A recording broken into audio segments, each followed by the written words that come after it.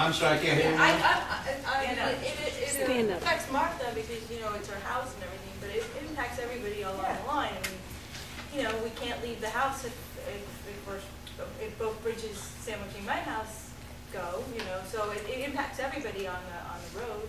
I can tell you that the scenario from Henry Lamont this afternoon was not pretty. We were concerned about trees, and we're concerned about gravel ridges, or whatever you want to call them, in the creek. He said, Bruce, if we don't get something done quick, we're going to start losing homes there. The bank is right close to the homes. So there's a lot of damage that is far off the road that people driving by don't see. We know how serious it is. We have people looking at it. I wish I had the $100 million. I'd give it to you out of my pocket. I don't. But That's not the question. yes, it is the problem. The problem is we have to have money to pay contractors to go in there and take them out. And we obviously did not budget for a hurricane. Well, that's why Mike Hine, the county executive, is supposed to do this with an umbrella policy.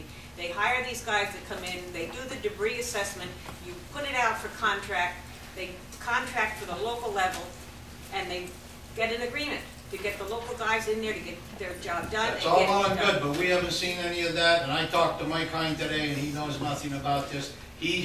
Mike Hine's words to me this morning were, we will do anything we can for you. You ask us and we'll do it. I said, Mike, I need money to get the trees out. He said, we don't have it. You got another suggestion? But he doesn't. Can Mike Hine go to the DEC?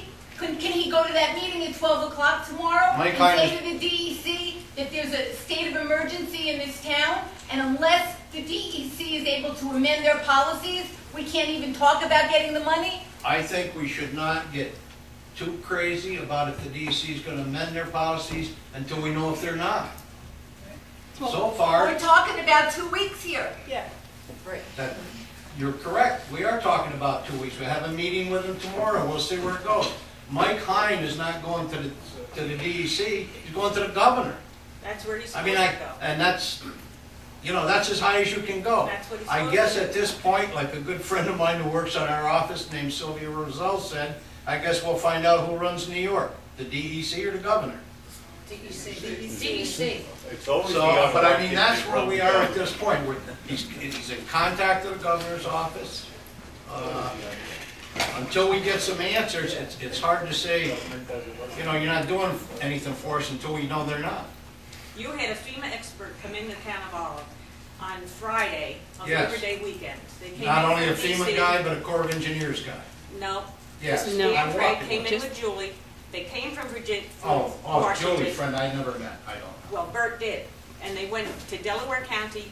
They went and they met with Rob Stanley and Phoenicia, and they sat with him for I don't know how many hours. He took copious notes. He asked questions. When he didn't understand, he had him repeat it. He's former deputy director of FEMA on the national level. He came up here not for any personal gain, nothing. He and Julie came in here because she loves this town, and he offered his services. They came, they met with Bert, he told them all the information he needed to know, how to process the FEMA business. Then they went on, they met in Boyceville with the fire company. Saturday, they went back up to Delaware County and Margaretville. They drove all night and went back to DC on Labor Day weekend. He stopped the following week on his way back to Margaretville, met in Bert's office, went through this whole same thing again, and still, nothing was done. And he gave Bert the heads up on exactly what to do, I did how to do everything it. he told me to do. I Well- called all these people that he had the list on there. I didn't hire anybody because I didn't have the money. Did you get estimates? Well, like you said? can check your head. He said to go to, he said the county executive. You know, I haven't had And the the pleasure, state, that's I what haven't, that's I haven't Talk had the to him. pleasure of meeting the gentleman, but I can tell you that when the representative from Kirsten Gillibrand's office was here, I'm losing track of the days, forgive me. Sue Spears. Yesterday or Friday, whatever day it was that we talked to her, she said, did you do this form, did you do that form? And Sue said yes, and she said, did you do it? Sue went in and got the forms out of Bert's office, Sue Horner. She put them in, she put them in front of the lady, this lady said, you've done everything just the way it's supposed to be done. And And that We're was, there, Martha. You and heard that us was say it. with Julie's information. I'm sorry, but I gotta argue with you over that one. You're not gonna hang that one on me. I didn't come to your house on a Saturday to give you bullshit. I came there to listen to him because I was under the impression, and I still am, that he knows what he's talking about. But he's not with FEMA. He knows how it works. He's And no he longer told me with you. everything that was done. Correct. And I did it. That's Now, correct. did they follow up on it? I don't think so. In fact, I'm being told that I never called. That ain't true.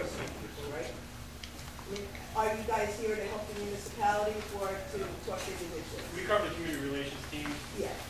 help individuals and businesses. We have all the information for that.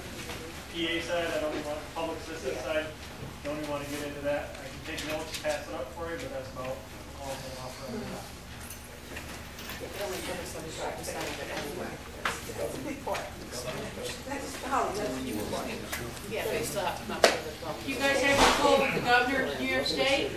Sorry, what's that? Do you have any pull with the governor of New York State? I live in New York myself, and I have no phone. Yes. Would you guys like to come up and address the crowd and give them the information or any scenarios that might help? Or, we're not putting you on the spot. If you'd like to do it, fine. If you don't want to do it, that's fine too. We can wait till after your meeting unless, everybody wants to talk to us right now. It's up to you. My name's Eric Thompson, by the way. With me is Dick Blakey. If anybody has any questions. You haven't lost your house. There's nothing. Pat, did you want to say something? Correct? I wanted to ask about Amanda's going on. I know.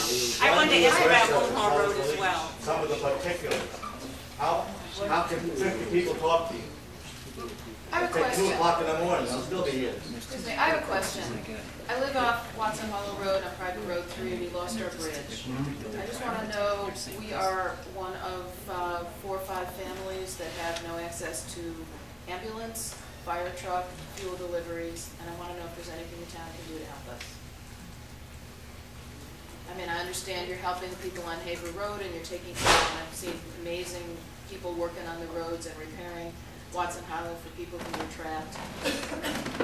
But I've lived in this town for 24 years, and I'd just like to know if there's anything the town can do to help us. Okay. First of all, I'd Because just it like really to is say very one frightening to feel that, I mean, I know the fire chief and the fire department is great, but can you get to our houses if we have a fire? No. Can we get an But ambulance? soon, but this week they will be able to, But right? I'd like to make it clear, which you probably know already, Watson Hollow Road is a county road. There's a difference between the county road and the town roads. With legality, see, Jimmy can't go on the county road and start fixing. That's the way it is. Even under state of emergency? But they're all, they're driving trucks past my office there and everybody else, 4 an hour. Where are they going? They're going up Well, to look, I don't somewhere. know who to talk to with the county. Well, the But, you know, problem, this is my town, I've lived here for 24 years and paid taxes. Yeah, I'm trying You to know, tell what's you. the town gonna do to help us? the problem, another one of the problems, I mean, there's many problems associated with this, which I'm sure you realize, but another problem is Jimmy's got his hands full with town roads. I think the county is doing really a pretty good job on Watson Hollow Road. Your access to your house is your bridge issue. You have to get either an SBA loan, I or know, take the we're money doing- out of your we've pocket. done all that You have to stuff. get a contractor to fix your bridge. We can't do it, it's illegal. The town cannot fix your private bridge. I mean, is that what you were looking for us to say, that we'd send the highway department in to shore up your bridge? Legally, we can't. We can't spend taxpayers' dollars, it's illegal, on private property, on your private bridge, even though it's an emergency. The emergency vehicle is, if you don't have the funds, it's the SBA loan. They're coming through in a matter of days and weeks. They're very fast. You can go to the, I believe they've closed the one in Bel Air now, I'm not positive. But even that one may be open, but I know the one in the Resource Center in Kingston, Town Ulster, whatever it is down here, that's still open and they're doing applications every day. I know business people in the town of Olive that have been there and they said they'll have their money in 2 weeks. So, I mean, that, for your bridge problem, that's the only solution. Can I tell you that all the trees are gonna be out of that creek and there's not gonna be